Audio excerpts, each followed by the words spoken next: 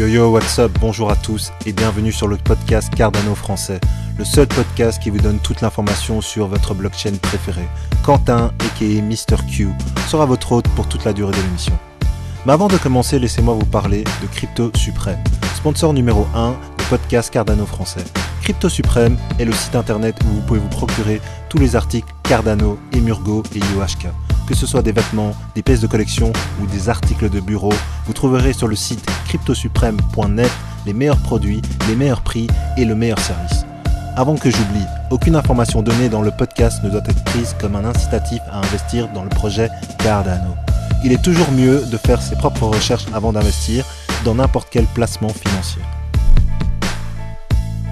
Bonjour à tous et bienvenue sur le podcast Cardano français. J'espère que vous allez bien et que vous êtes en sécurité à l'école, au travail et en télétravail. Et j'ai une pensée particulière pour les États-Unis parce que entre la pandémie et la nouvelle élection, je me trouve chanceux de n'être touché que par un seul problème.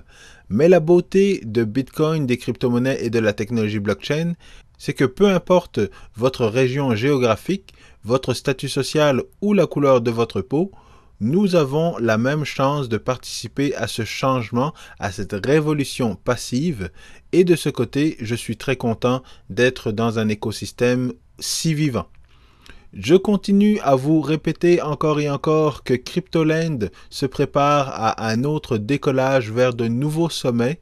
Je recommence à avoir des connaissances qui veulent en savoir plus sur les cryptos, des personnes que je n'ai plus vues depuis l'an 2000 et qui tout d'un coup veulent avoir mon avis sur cette nouvelle technologie qui pourrait faire quadrupler leurs investissements.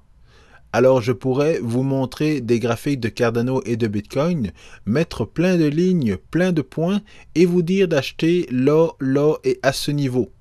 Mais je suis loin d'être qualifié pour ça. Selon moi, Bitcoin, la blockchain et les crypto-monnaies sont des technologies avant d'être des investissements. Alors lorsqu'on comprend dans quoi on investit, de 1, on est plus intelligent et de 2, on est plus relax et on évite de faire des bêtises. Alors si vous appréciez le contenu des podcasts, n'oubliez pas de smasher bien fort le bouton like, abonnez-vous à la chaîne YouTube et partagez l'épisode avec vos proches. Parce que les informations que je vous donne ne sont pas seulement bonnes pour Cardano, elles peuvent être également utiles dans d'autres investissements et dans d'autres projets blockchain. Cardano est mon projet numéro 1, mais il y a beaucoup de poissons dans l'océan. Cryptoland est encore tout petit et il suffit qu'un sushi coin dérape pour faire chuter Bitcoin de 10% et Cardano de 25%. Mais malgré tout, je vous affirme que l'intérêt des gens et des entreprises pour la technologie blockchain est à la hausse. Je recommence également à avoir des invitations d'entreprises et d'associations professionnelles pour des conférences blockchain, ce qui est bon signe pour le développement de l'écosystème. Mais ce qu'on entend souvent des entreprises, c'est qu'ils veulent en savoir plus sur la blockchain. Bitcoin, ils ne sont pas du tout intéressés. Et c'est souvent un sujet de désaccord dans le monde de Bitcoin, des cryptos et de la blockchain. Les entreprises veulent des solutions blockchain privées, mais les puristes ainsi que les Bitcoin maximalistes ne jurent que par les blockchains publiques. IOHK de son côté a joué la carte de l'interopérabilité entre les deux services, Cardano la blockchain publique et Atala la blockchain privée. Mais rares sont les entreprises qui sont prêtes à sauter tête première dans des solutions open source et avec raison. Il y a encore 3 ans, Bitcoin était méconnu du grand public jusqu'à ce qu'il atteigne $20 000 US et seulement par l'intérêt spéculatif de monsieur et madame tout le monde. Le domaine n'était pas encore assez mature et il y avait trop de débats sur la nature de Bitcoin. Actifs numériques, gaspillage d'énergie, valeur de refuge ou arnaque du siècle. Chaque entreprise et organisation possède un CTO ou un vice-président TI qui suit les tendances, les innovations technologiques et les délires des informaticiens. Et Bitcoin tombait définitivement dans la catégorie de délire d'informaticien. Et croyez-moi, il n'y a pas plus critique qu'un soi-disant expert en TI pour discuter d'innovation qui va changer le monde. Donc évidemment, si vous voulez attirer une clientèle d'affaires, il faut leur parler en termes de bénéfices, de rendement, en réduction des coûts et ainsi de suite. Si vous leur parlez de blockchain, de mineurs, de contrats intelligents et d'infrastructures open source, ils ne vont rien comprendre parce que vous ne parlez pas le même langage.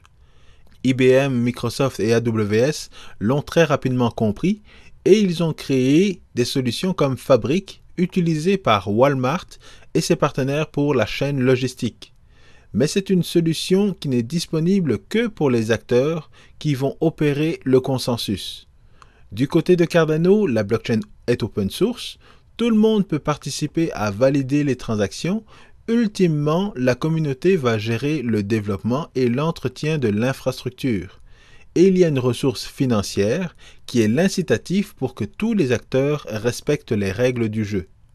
Entre les deux solutions, 99,9% des 500 plus grosses entreprises choisiraient une blockchain privée, qu'ils peuvent contrôler avec leurs partenaires pour diverses raisons.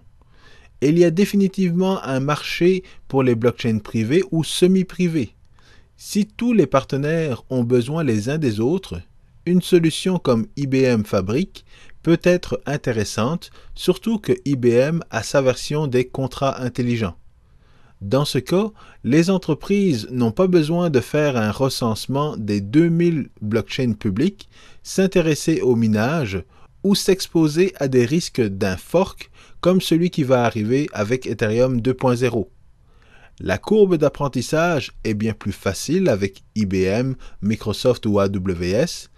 IOHK et même Ethereum ne voient pas vraiment les choses de la même manière. La version privée de Cardano qui est Atala est l'hameçon qu'ils utilisent pour attirer les organisations et les gouvernements. Parce que l'objectif à long terme est d'amener tout le monde vers les blockchains publiques dans différents contextes. Mais pour arriver à ce futur, il faut commencer par le début. Donc Atala est la porte d'entrée pour ces organisations dans l'univers de la blockchain. Pas Bitcoin ou Cryptoland, mais bien la blockchain avec ses avantages, sa raison d'être et la facilité d'intégration.